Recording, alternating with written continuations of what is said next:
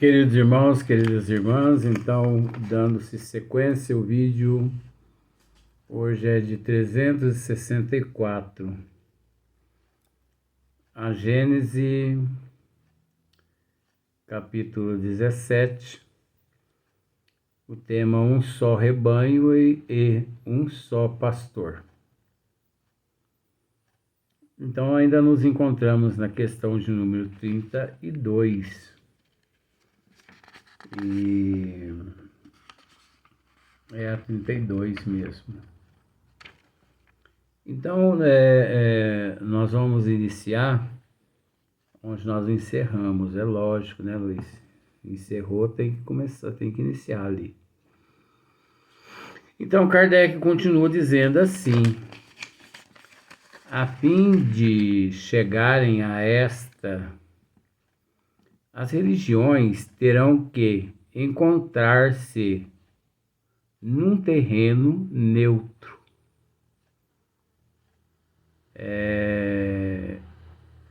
Se bem que comum a todas.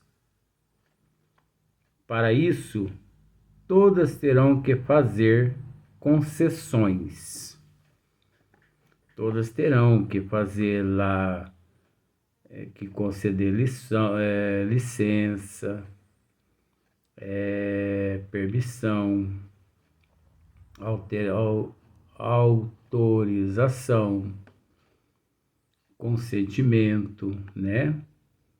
E também e sacrifícios, mais ou menos importantes, conformemente à multiplicidade dos seus dogmas particulares. Então, é preciso, de certa forma, abrir mão para esta unidade, né? Então, mas em virtude do processo de imutabilidade. Então, essa imutabilidade, nós temos que pensar nessa imutabilidade. Por exemplo, as leis de Deus, as leis de Deus são imutáveis, enquanto a lei do homem, ela é mutável, sujeita às mudanças. Então, essa imutabilidade, basicamente, é uma estrutura ou algo que não pode ser alterado.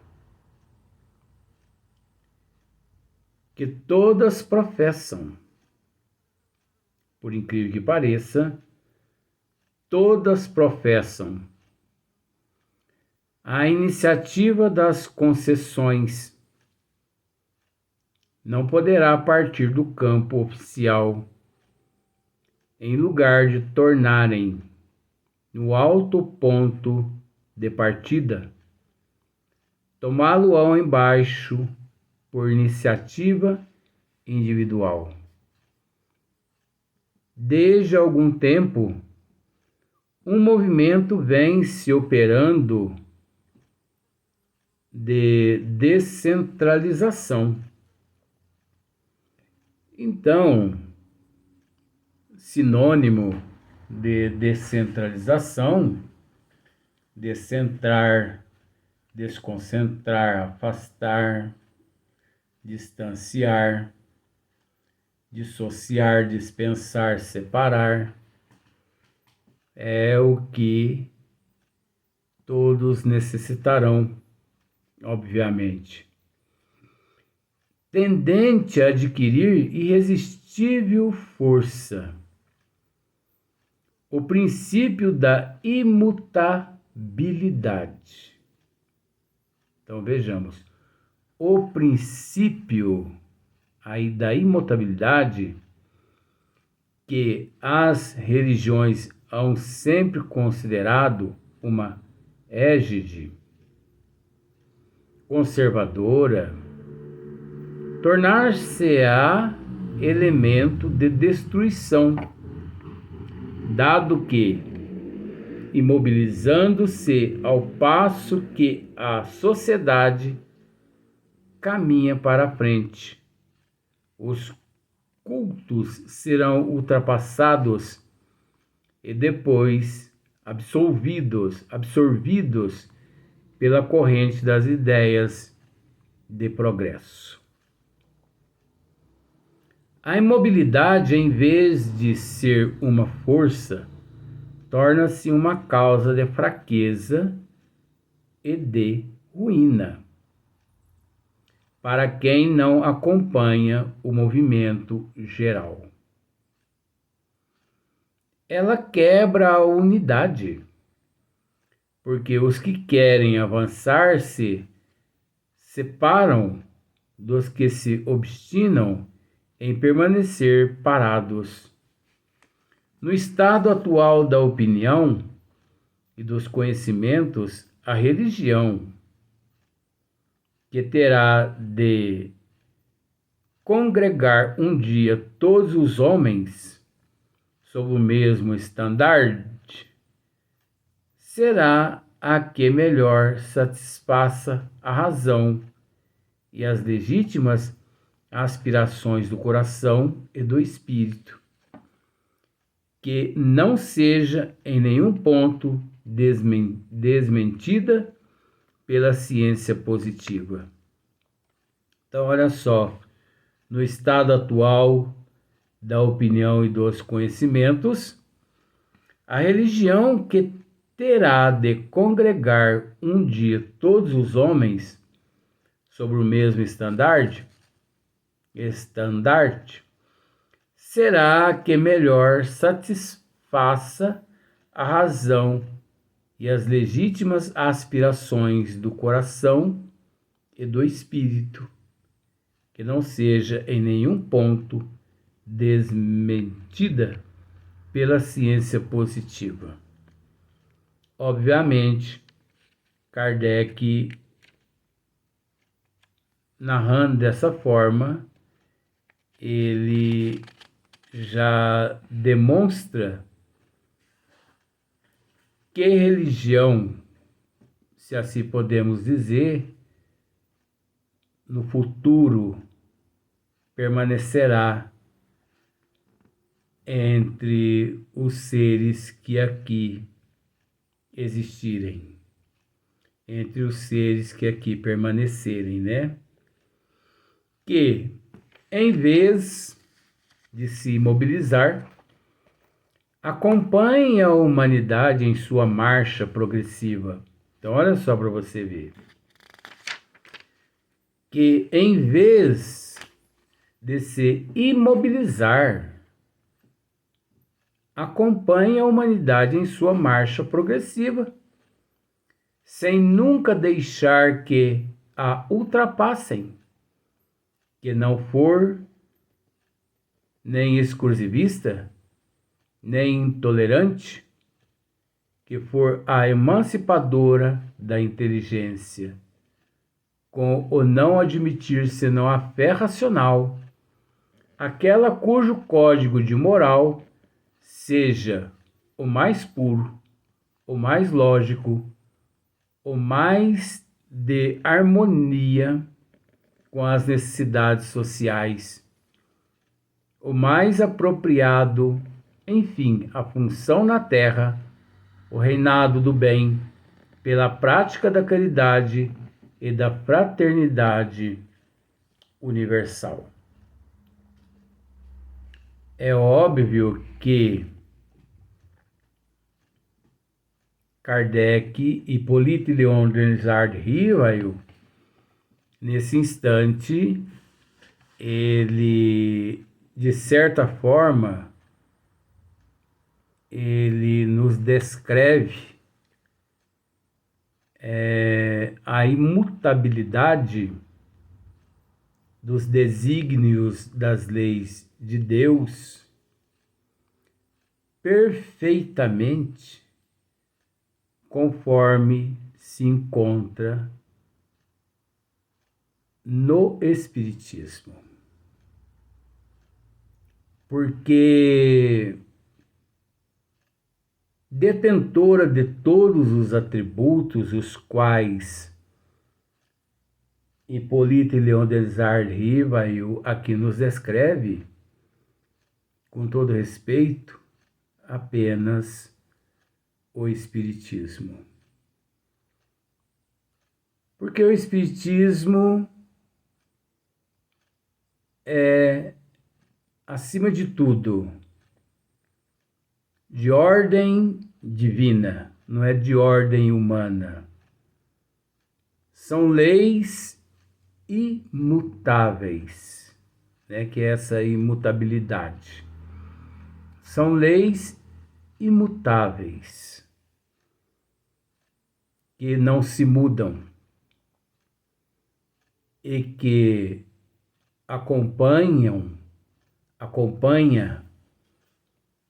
a lei do progresso em todos os sentidos, não só o progresso material, quanto também o progresso espiritual dos seres, e que condiciona meios que todos, de uma certa forma, através do bom senso e do raciocínio, possam se libertar dos antagonismos,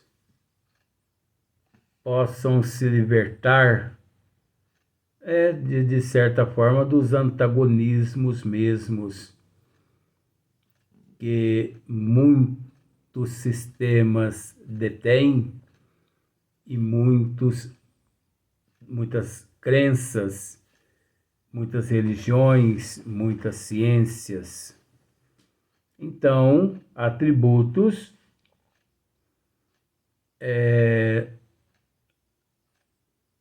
por enquanto, vamos dizer assim,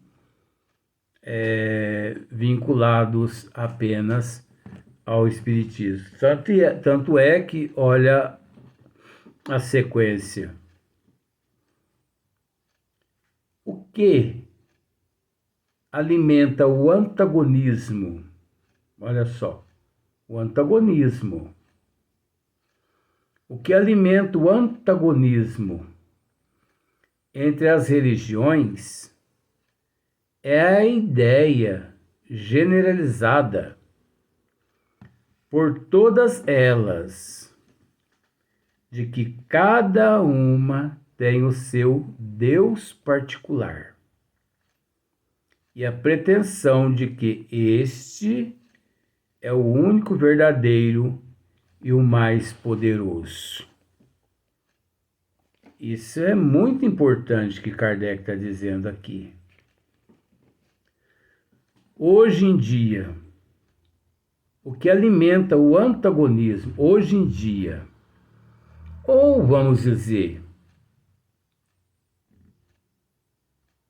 durante esses 21 séculos, praticamente, o que alimentou o antagonismo entre as religiões foi a ideia generalizada por todas elas de que cada uma tem o seu Deus particular e a pretensão de que este é o único verdadeiro e o mais poderoso, né? Em luta constante com os deuses dos outros. Com todo respeito, mas nós podemos dizer que Kardec ele está errado? Em momento algum. Em momento algum, porque na verdade sempre foi assim aqui na Terra. Porque o meu Deus,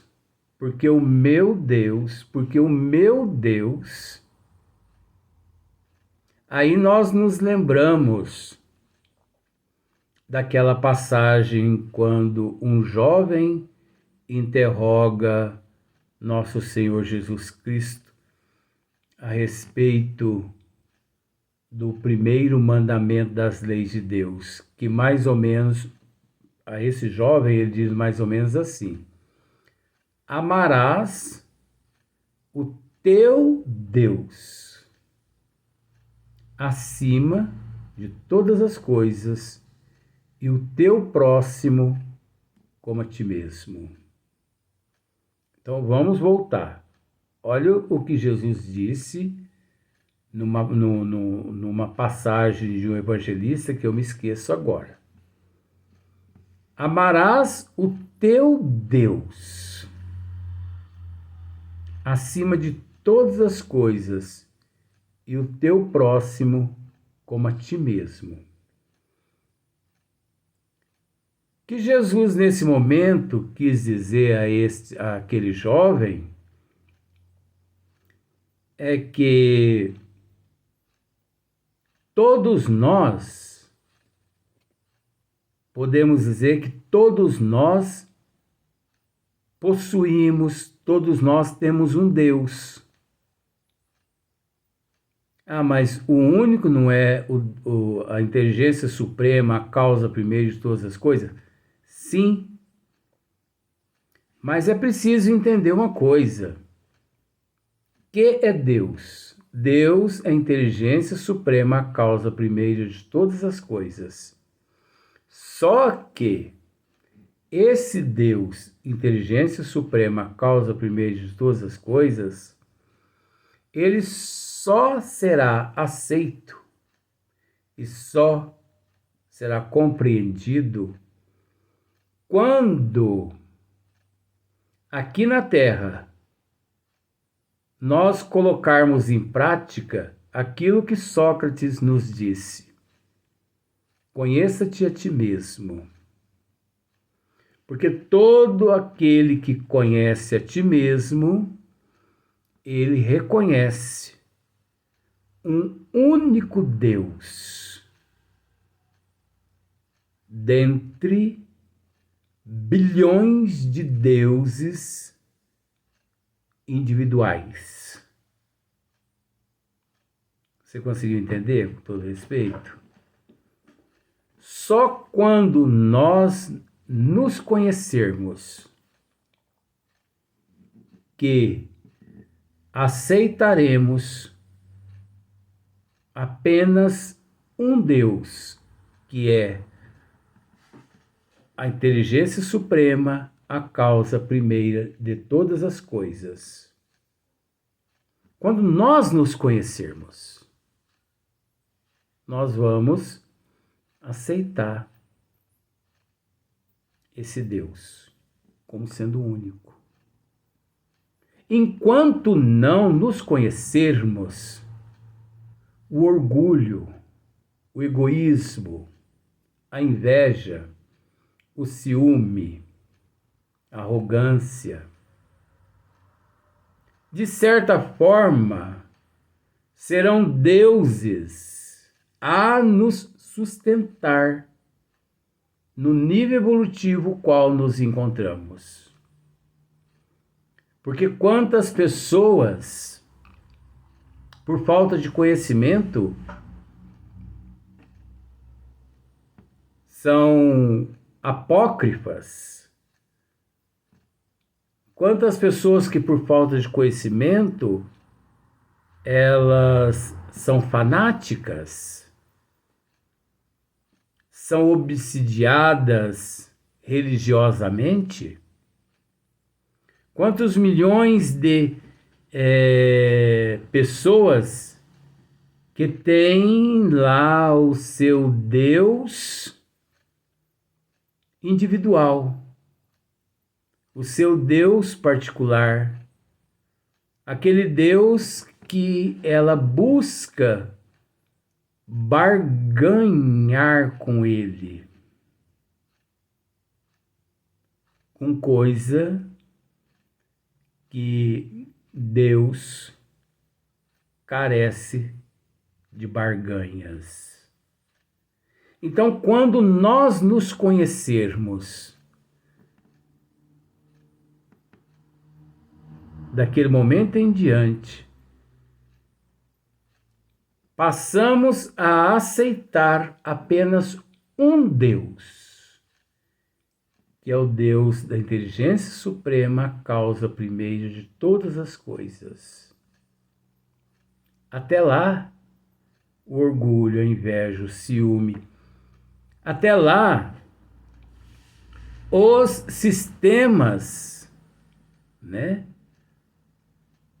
Como aqui Kardec mesmo está dizendo, o que alimenta o antagonismo entre as religiões é a ideia generalizada por todas elas de que cada uma tem o seu Deus particular e a pretensão de que este é o único verdadeiro e o mais poderoso em luta constante com os deuses dos outros. Por isso que nós citamos essa passagem de Nosso Senhor Jesus Cristo a esse moço que o interrogou, a esse jovem. Amarás teu Deus acima de todas as coisas e o teu próximo como a ti mesmo. Agora, olha só que complicação. Amarás o teu Deus. Isso significa, por exemplo, vamos pensar em planeta Terra. Aqui na Terra, vamos pensar que aqui já chegamos ao número de 8 bilhões de pessoas. 8 bilhões de deuses. Porque até que o indivíduo ele conheça-te a ti mesmo, ele detém uma forma super equivocada de aceitar e de acreditar em Deus. Ele enxerga Deus de acordo com as necessidades dele. Ele enxerga Deus de acordo com o ponto de vista dele. Ele enxerga Deus de acordo com o nível evolutivo dele. Pois, com todo respeito, não vamos, nesse sentido, buscando nos antagonistas, né? No antagonismo e nos antagonistas, não vamos pensar que eles, de certa forma, eles não raciocinam dessa forma, porque eles raciocinam de acordo com a necessidade. Por exemplo, o Deus, vou usar esse termo, o Deus que eu sigo, que eu creio, é diferente do Deus que você crê, que você segue, devido à nossa desigualdade evolutiva. E essa desigualdade evolutiva nos faz assim, sentir dificuldade em entender os sentimentos que eu tenho e os sentimentos que você tem com relação à inteligência suprema, a causa primeira de todas as coisas. Eu consigo entender o que significa inteligência suprema, a causa primeira de todas as coisas de uma forma. Você, de acordo com o teu nível evolutivo, e outros, e outros, e outros, sucessivamente. Por isso, essas divergências aqui na Terra. Por isso, essas brigas religiosas. O meu Deus tem o poder de te curar. O meu Deus tem o poder de te salvar. Constantemente ouvimos as pessoas dizendo assim. Mas tudo ignorância, tudo falta de conhecimento, porque um dia reconheceremos quando nós nos conhecermos. Por isso nós temos que nos conhecer, porque aí reconheceremos dentre 8 bilhões de deuses, apenas um, que é a inteligência suprema, a causa primeira de todas as coisas. Enquanto não, essa divergência, essas brigas religiosas, né, dentre todos os sistemas aqui na Terra. Vamos para o próximo vídeo para nós dar sequência nesse assunto.